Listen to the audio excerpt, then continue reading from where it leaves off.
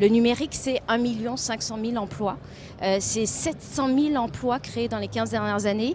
Et encore aujourd'hui et l'année prochaine, 40 000 emplois par an. Donc, c'est rien, c'est dans rien. un pays 40 000 emplois par an. Attendez, j'aimerais terminer ma phrase, merci. Dans un pays où il y a un chômage élevé, et notamment chez les jeunes, on sait que la croissance et la création d'emplois, elle va passer par l'innovation et que cette innovation, elle se crée notamment dans les startups. Moi, des startups, j'en crée depuis que j'ai 20 ans. Donc maintenant, ça fait 30 ans.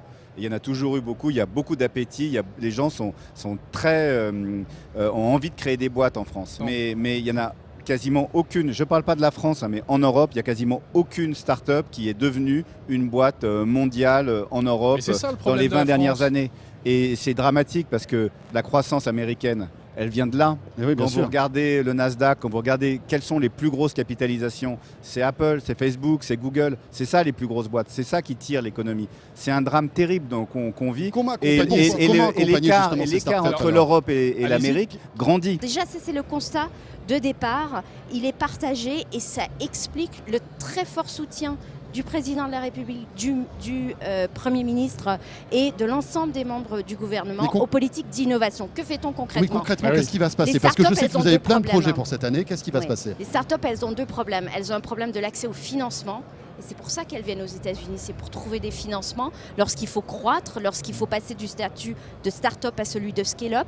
Et elles ont un problème d'accès à la commande, que ce soit la commande publique, parce que malheureusement en Europe, on n'a pas un Small Business Act. Donc les pouvoirs publics, l'État, les autorités locales n'achètent pas facilement start-up. Et puis on a un problème d'accès à la commande des grands groupes. Nos grands groupes du CAC 40 n'achètent pas assez aux start-up. Dans la loi Macron, dans ce projet de loi, il y a un volet sur les actions gratuites. Ça va être très important parce que ça permettra d'attirer dans des petites structures qui ont du mal à payer des salaires élevés ou à procurer des avantages matériels comme dans des grandes entreprises, à distribuer la valeur attendue de la croissance de la start-up plus tard. Et donc ça, c'est un système qui va permettre, je crois, de renforcer l'attractivité en termes de ressources humaines des start-up. En tout cas, moi, j'attends... Mais ça, les actions gratuites, c'est hyper important. Hein. C'est hyper important. D'ailleurs, je ne comprends pas pourquoi ça a été quasiment enlevé ces 2-3 dernières années et que donner des stock options... Je suis en train de vous dire qu'on est... Oui, parce que vous les remettez maintenant. Mais c'est ça aussi la difficulté d'entreprendre. C'est-à-dire que les actions gratuites, les stock options, enfin toutes ces formes de faire participer au capital.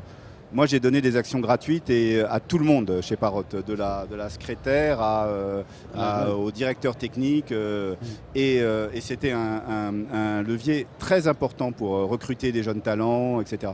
Qui, ces 3 dernières années, a complètement disparu. Les stock options, qui sont une des formes d'actions gratuites, a disparu. Donc, je suis très heureux de voir que vous allez les remettre. Et c'est un truc très important et qui a fait souffrir largement les boîtes de croissance ces 3 dernières années.